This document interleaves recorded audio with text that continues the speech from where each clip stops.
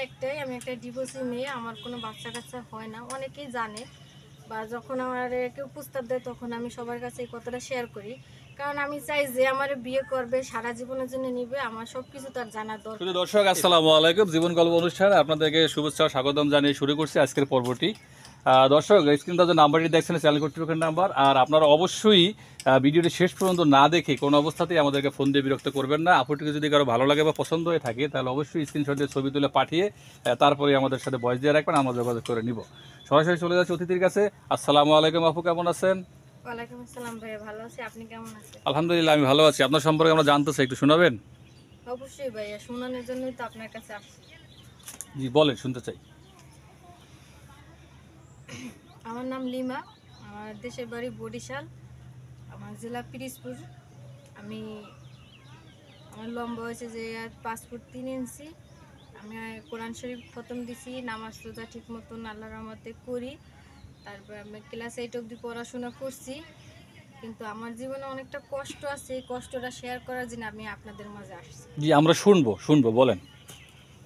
ভাইয়া, আমার যখন 4 বছর বয়স তখন আমার মা মারা যায়। তার 3-4 বছর পরেই আমার বাবা মারা যায়। আমি সৎমার ঘরে বড় হই। যখন আমার 12 বছর বয়স তখন আমার বিয়ে দেয়।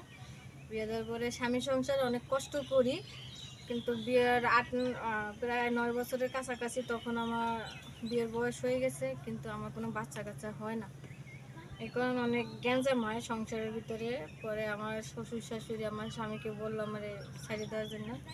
পরে আমার অনেক মারধর করে আমার জামাই আমার ডিভোর্স দিয়ে দেয়। তখন আমি আমার সৎমার কাছে আসি, কিন্তু সৎমা আমার বাড়িতে স্থান দেয় না, আমার বাড়িতে বাইর করে দেয়। আর এমন কোনো আমার আত্মীয় স্বজন নাই যে আমি কার কাছে যাব, সেরকমই কেউ নাই আমার। পরে অনেক কষ্ট নিয়ে একটা বোন, বাড়ির পাশের একটা বোন আমার বললো ঢাকায় আসতে, ঢাকায় এসে চাকরি করতে। পরে ঢাকায় আসছি, কিন্তু কোনো জায়গায় চাকরি হচ্ছে না, আমার অনেক বিপদে আছি। আর বুঝতেই তো পারতেছেন এই অবস্থায়, আর দেখলে কেউ বিশ্বাস করে না যে আমার বিয়ে হয়েছে বা আমার সংসার ভেঙে গেছে। এই কারণে অনেকটা সমস্যায় পড়ছি আমি। সমস্যার কোনো শেষ নাই আমার। অনেকে অনেক কথা বলে, অনেক ছেলে অনেক খারাপ কমেন্ট করে আমারে। কারণ এখন আমি চাইতেছি, আপনার কাছে আসছি যে আপনি এমন একটা ব্যবস্থা করে দেন আমারে, যাতে আমি একটা ভালো একটা ছেলে পাই বা আমার ভালো একটা জীবন সঙ্গী পাই, যাতে আমি সারা জীবন তার সাথে থাকতে পারি, যাতে আমার সব কিছু জানিয়ে শুনে সে আমারে তার নিজের করে নেয়। তার যদি বয়স বেশি হয় তাতে আমার কোনো সমস্যা নাই, তার যদি কোনো বাচ্চা কাচ্চা থাকে তাতেও আমার কোনো সমস্যা নাই, আমি সবতে রাজি আছি। সমস্যা নাই।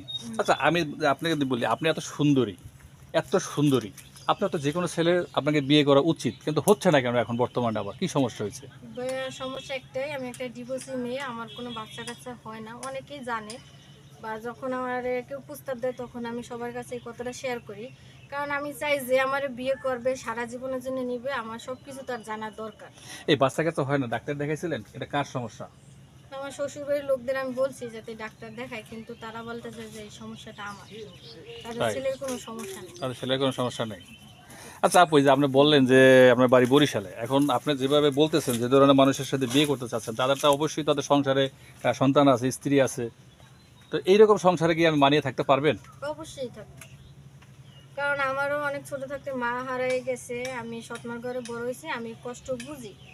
আর আমি চাই যদি কোনো ভাইয়ের যদি বাচ্চা থাকে বা তার যদি বউ মারা যায় তাতে আমার কোনো দুঃখ নাই, কারণ আমি এরকমের একটা ফ্যামিলি খুঁজি যাতে আমি নিজের করে নিতে পারি। নিজে করে নিতে পারেন। আপনার চিন্তা ভাবনা ভালো, কিন্তু আমার প্রশ্ন, লাস্ট পর্যন্ত কি কথা ঠিক রাখতে পারবেন? অবশ্যই ভাই, আমি চেষ্টা করব। চেষ্টা করবেন। এখন কি বরিশালের ছেলে হতে হবে না অন্য কোনো ডিস্ট্রিক্টের হলে হবে? না, যে ডিস্ট্রিক্টের হোক, সুর ভালো হয়, আমার ব্যাকগ্রাউন্ড জানিয়ে শুনে সে যদি মানিয়ে নিতে পারে, সে যে জায়গারই হোক না কেন, আমি সব কিছু।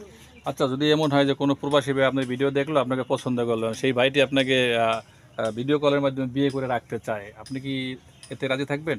অবশ্যই আমি রাজি আছি। যদি বলে যে বিয়ের পরে তুমি আমার নিজের বাড়ি চলে যাও?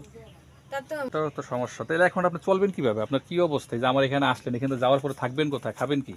এবং কি করব আমি নিজেও জানি না, কিন্তু চেষ্টা করব যদি কিছু করতে পারি। 2 বেলা 2 মুঠো তো আমার খাইয়ে পরে থাকতে হবে। চাকরি হচ্ছে না কেন?